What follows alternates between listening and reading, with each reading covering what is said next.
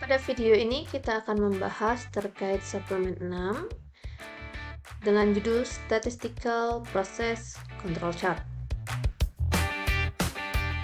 Di sini ada 7 hal yang akan kita pelajari dalam bab ini.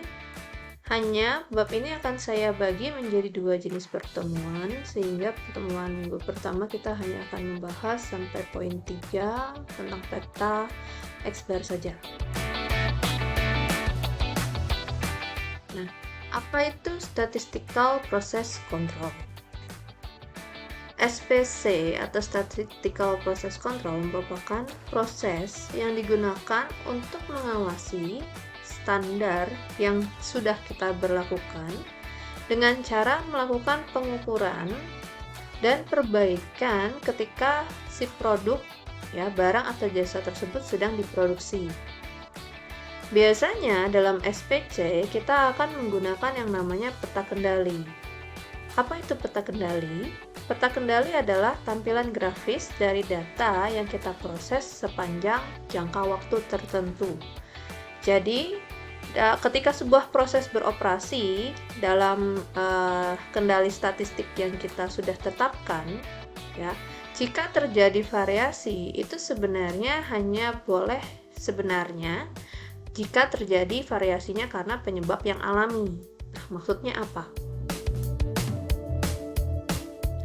Jadi ini contoh penggunaan peta kendali.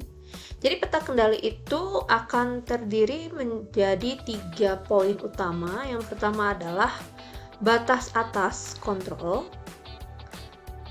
target yang kita tentukan, dan batas bawah kontrol. Peta kendali kita akan dikatakan memiliki ciri yang normal apabila bentuknya itu seperti grafik yang di sini.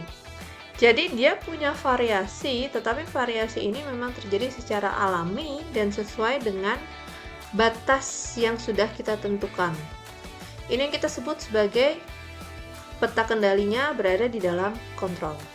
Nah, yang di luar kontrol itu seperti apa? Itu adalah sisa dari grafik ini. Jadi apabila ada pengukuran yang terjadi di luar dari batas, misalnya ini ada di atas upper control limit atau nanti ada di bawah lower control limit, itu berarti proses sudah out of control, jadi harus dilakukan investigasi terkait kenapa bisa terjadi hal ini. Setelah itu kita eliminasi dan kita hitung ulang. Lalu, meskipun seperti yang tampak di grafik ini, petanya masih di dalam batas, jika peta tersebut memberikan kecenderungan terhadap tren tertentu, misalnya seperti semakin lama semakin naik atau semakin lama semakin turun, ini dapat mengindikasikan adanya sebuah gejala yang tidak wajar di dalam proses yang kita lakukan. Jadi kita harus melakukan investigasi. Kemudian, misalnya di dalam peta kendali kita terdapat 2 poin yang nyaris mendekati batas bawah ataupun batas atas. Nah, berarti ada penyebab yang membuat ada terjadi 2 kali kemungkinan terjadi itu. Itu menyatakan bahwa ada kemungkinan out of control. Jadi harus dicekling juga apa yang menyebabkan hal itu terjadi. Kemudian, berikutnya juga sama ketika kita mendapati bahwa peta kita awalnya normal, tiba-tiba terjadi sebuah tren, entah dia semakin lama semakin naik atau semakin lama semakin turun. Nah, ini juga harus kita investigasikan apa penyebabnya. Nah, apalagi kalau misalnya kita punya peta yang sebenarnya masih di dalam batas, tetapi dia punya indikasi sangat fluktuatif yang mendekati batas atas dan mendekati batas bawah. Ini sudah merupakan gejala yang tidak wajar terhadap data atau proses yang sedang kita lakukan. Itu.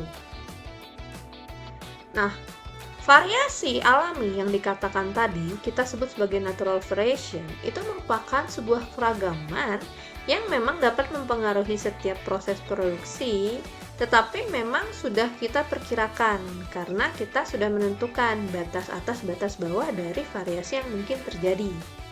Sedangkan variasi yang tidak kita inginkan adalah variasi yang dapat ditunjuk atau assignable variation.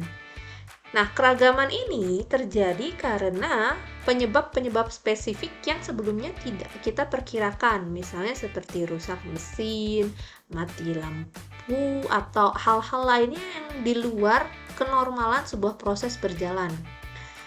Nah, biasanya di sini memang kita mengambil beberapa sampel, yaitu sejumlah produk yang kita gunakan sebagai objek pengendalian untuk memperhitungkan batas atas dan batas bawah yang harus kita terapkan di dalam proses kita.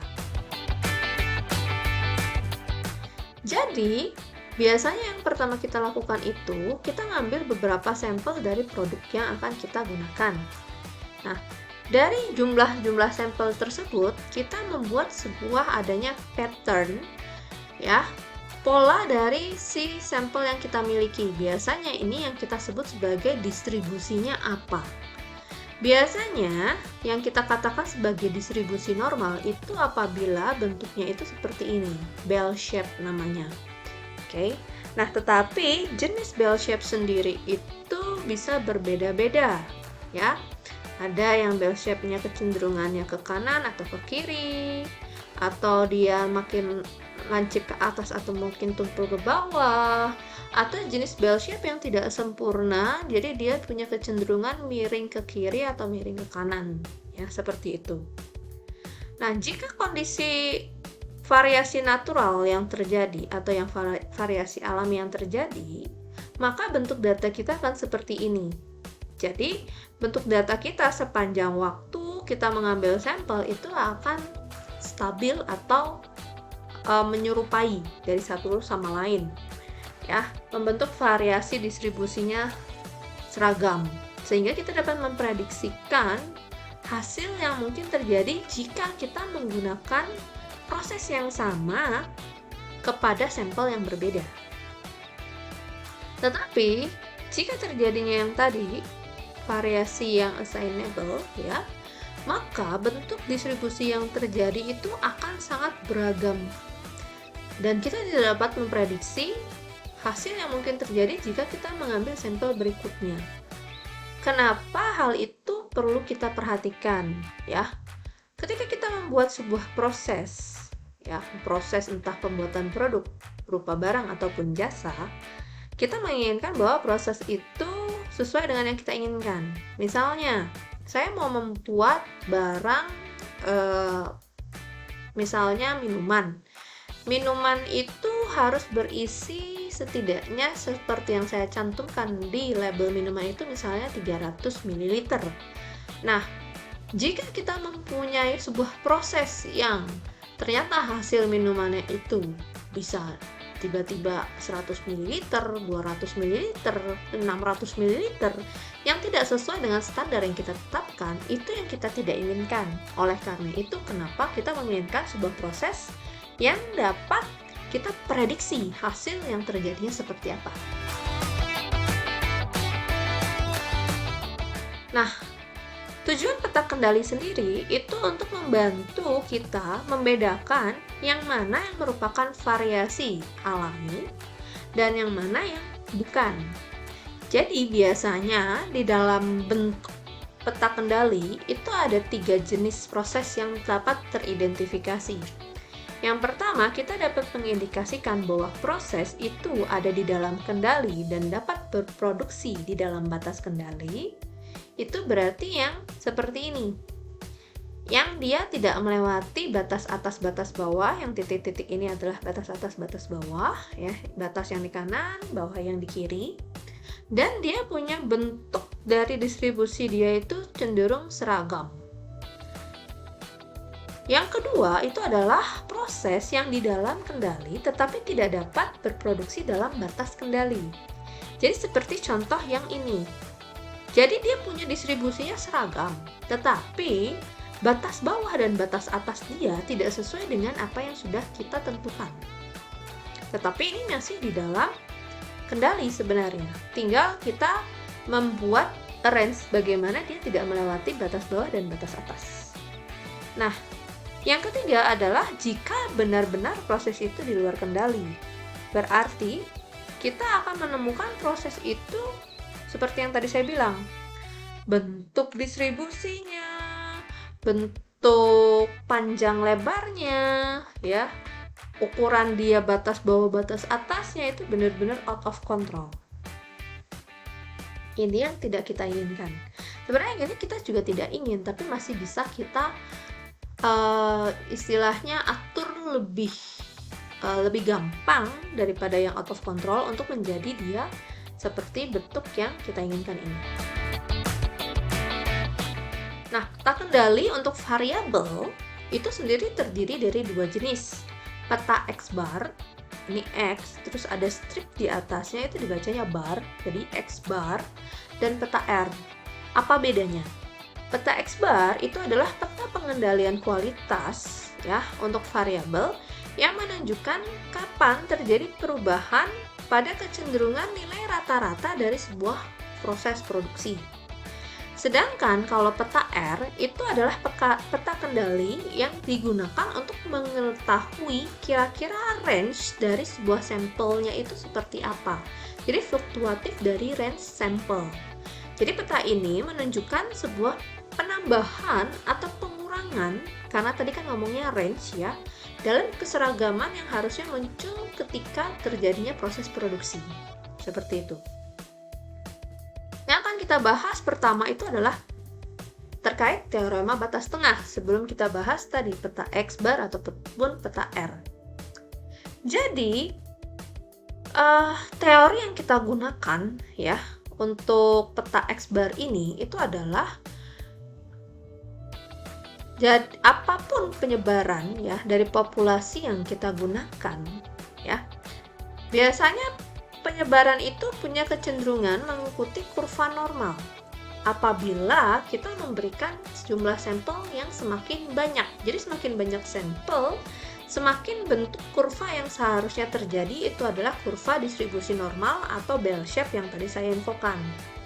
Nah, rumus yang digunakan sendiri untuk data teorema batas tengah ini adalah untuk rata-rata distribusi dari X bar itu adalah ini ya. Jadi kalau misalnya di sini ada X, terus di sini ada stripnya 2 kali di atas, ini namanya X bar bar.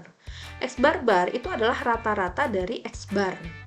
X bar sendiri itu merupakan nilai dari sampel yang kita ambil ya. Jadi dari populasi kita tarik jadi sampel itu kita rata-ratakan. Itu yang kita sebut sebagai X bar bar, atau kita sebut sebagai lambang ini adalah mu.